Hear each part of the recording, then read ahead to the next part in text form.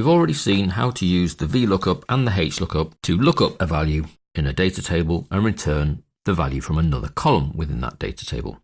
Now, all the lookups we've seen so far have involved having an exact match for the criteria that you're taking to look up in the first column of the lookup table. We're now going to explore how to use lookup tables that do not have an exact match, but that's what you're after. You're after it not having an exact match, but you want a near match.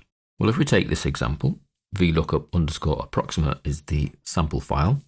We have a number of employees, we have their salary, and we have a column where we're going to use a VLOOKUP to calculate the bonus that they will get this year. That bonus is calculated using the bonus table. Now you can see that that goes up in increments of 10,000, and each time we get to the next 10,000 salary threshold, a different amount of bonus is earned. So let's have a look how we would work this. We go to Jeff first, equals VLOOKUP, because our table is vertical, open brackets.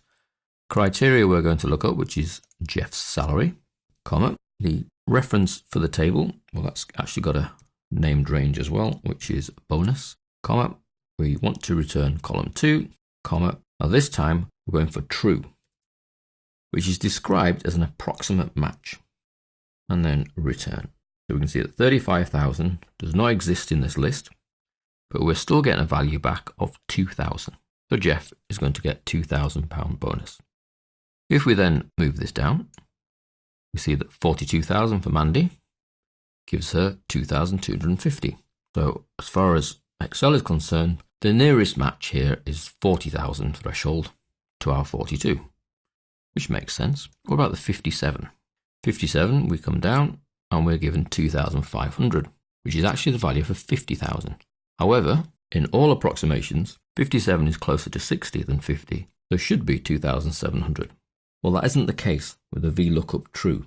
So although it's described as an approximate match, it doesn't really work that way. It's not an approximate match. It works on a basis of a threshold. So each of these values here are thresholds. Once you reach this threshold, then we can return this value or any subsequent columns if we have more than one column here. And not until you actually reach and go past this threshold do you reach that value. So if we replicate that formula down, we can see that in action. 27,575 in our list here should be close to 30, but that's a threshold it hasn't reached, so we are given $1,500. Same down here for Jim, 9,750. He hasn't reached the 10,000 threshold, very close to it, but he hasn't reached it, therefore he drops into this bracket, where he gets £200 bonus.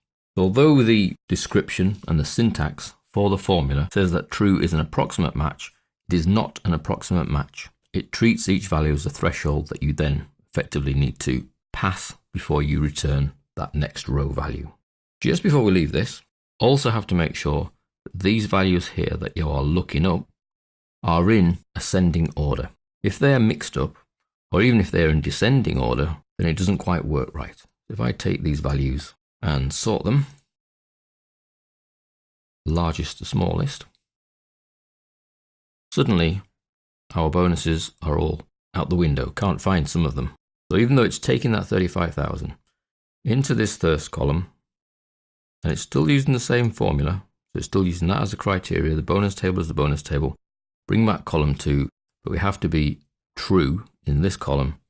Because we're not sorted ascending, it cannot find what effectively you might class as an approximate match for 35,000. So it gives up. Now the two values it has found, 57,000 and 51,000, are coming in at 200. So for some reason, it thinks these two values here are approximate to 0 and therefore returning $200. So I would be very careful about using the true. It's not really an approximate match. It works best when you have your lookup column, so the first column, sorted in ascending values, whether that's alphabetical, date order, or numeric, and treat them as thresholds to be reached before that row can be returned. So 27,575 succeeds in passing that threshold but not that threshold, therefore we are returned that value. That's using the VLOOKUP with the true option in the last parameter to do lookups in a table where you're not looking for an exact match, but what Excel classes as approximate